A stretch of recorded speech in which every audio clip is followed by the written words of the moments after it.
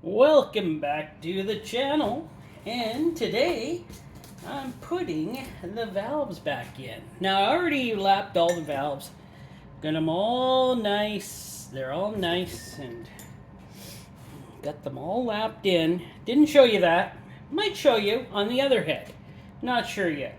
Time consuming, very time consuming, so might show you. Some people probably know how to do it. I'm gonna find number one here. So that one was number one. So I already put in all of the springs and all the hardware for the intake valves, and they're all in beautifully. Not one. Look at that. It's like brand new. Ah, look at that. Had the head looked at. Had the head done a little. Had her taken care of. So had to do that. And yes, got her all done. She did a really nice job. Ooh, that's sharp enough to cut your skin. I don't want to run my hand over any of these. She's pretty sharp. But we're putting in the valves, and that is not too technical. It's not too hard, let's just say. So I didn't put in one here. Oh darn, what do we call these? The seal, the cap. So I didn't put a cap in there so I could show you how to do it. So, first of all, if I can get you in camera here, I'm going to put a little, I use Melling engine parts, smell lube, engine assembly lube when I do these things. It just seems to work the best, and I just coat her up inside there. Put her on there like this, and for these ones, a 10 millimeter long. I just put her on, give her a few taps with a hammer. Yes, it's a claw hammer. It's all I got here at work, and she's on. She's set. So that's nice. So I'm going to put in, well, what I counted is number one right here. So marked her number one. They're all marked, so I can put them back in. But first, I don't do that. I put on a little bit of the sauce here. So put on some sauce, get her all nice and slippery. So we'll put her in, push her through. There we go. She's in. So there we go. She's in. Wipe the head off here. Okay. Now are you in view here? Oh, well, I could get you better in view.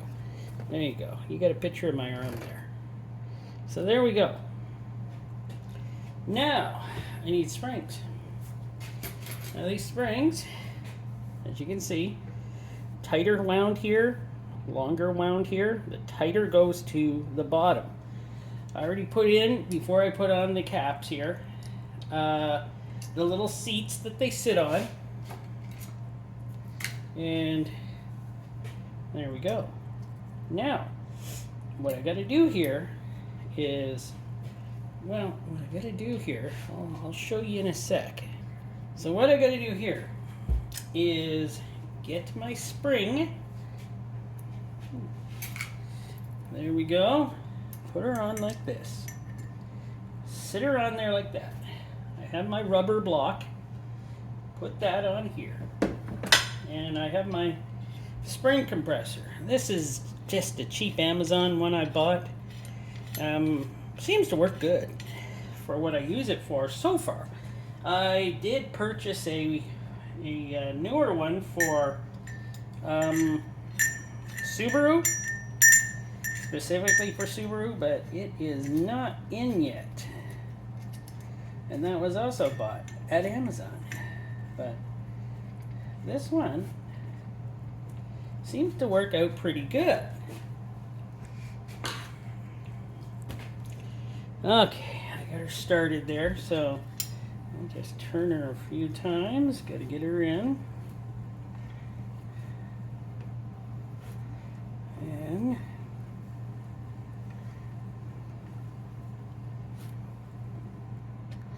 There we go.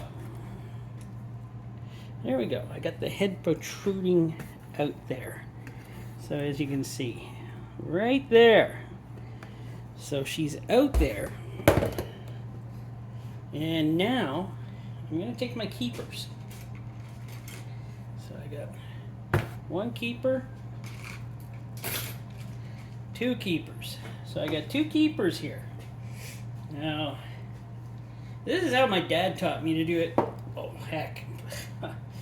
40 years ago or more. And when he used to rebuild engines quite a bit. So, you take a goop of grease, put it on the keeper. You know, put it on the keeper. I don't know if this is how they do it now. This is how I've always done it. Get her put in there. Ooh, get her in there right. Right. Actually, I'm going to face this downwards. Well, maybe it's easier for you to see me from this side. Whoop, almost dropped a keeper. That wouldn't have been a good thing. There we go. I just place her down in there. And sometimes you need your little skinny screwdriver to get in here. And get her placed in just right. Or it sticks to your finger, that too.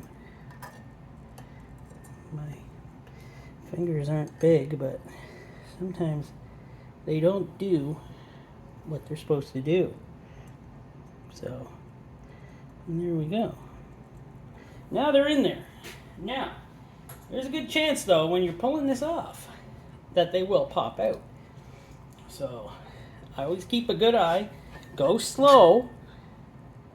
Go slow because you never know. And it looks like these ones are gonna stay. Oh, this is awesome. There we go.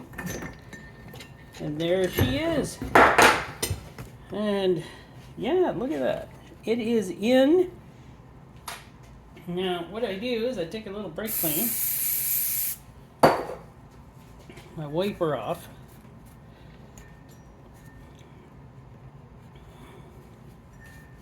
Give her a good wipe. It doesn't matter though. This is just normal axle grease I use because it seems to be the stickiest. And that is how I put them in. I don't know how any other ones put it. I never looked to see how anybody else puts in theirs, but that's how I put mine in. And hopefully, the grease is always a good trick. Some people try them without putting the grease on those little keepers. They don't stay. They fall out. They're all over the place, and it's like, oh, I've watched a mechanic do it once on another head I had, and oh, the trouble he was having. But he said, no, it'll work. He used to actually stick a magnet to the bottom of the, stick a magnet to it on the bottom, magnetize the, yes, before I was interrupted, he would magnetize the valve with a magnet on the bottom, hold it there with some apparatus, and he would actually they'd just click in and they wouldn't move because they were magnetized. It was a pretty neat thing. I had no clue what he was doing, but they never moved and he was able to do his job very well. But it seems like so many people probably have their own technique of how to do this, and I'm sure somebody else uses different techniques than me. This is just the technique I grew up with, and I think it's fine. So I hope you enjoyed that. I'm just going to put the rest of these in now, and yeah, thanks for watching.